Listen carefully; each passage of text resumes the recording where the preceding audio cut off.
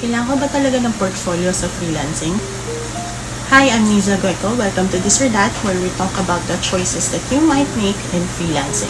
Isa to sa madalas na itanong sa akin, kailangan ba talaga may portfolio sila?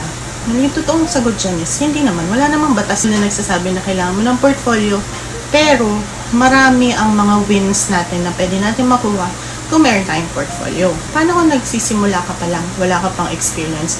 The more na kailangan mo ng portfolio. Kasi yung mga clients mo, since wala pa silang makikita mga experience sa profile mo or yung mga parang footsteps mo online, so kailangan nila ng proof na talagang magagawa mo yung mga sinasabi mong ginagawa mo. Paano? Newbie nga ako. Wala akong experience. Anong ilalagay ko? Saan ba tayo pwede gumawa ng portfolio? Puntahan niyo yung website ko sa www.awriterinanutshell.com. Hanapin niyo yung blog na to. Dito na pag-usapan natin yung importance, yung benefits at kung paano gumawa ng portfolio. Meron ding YouTube video na Tagalog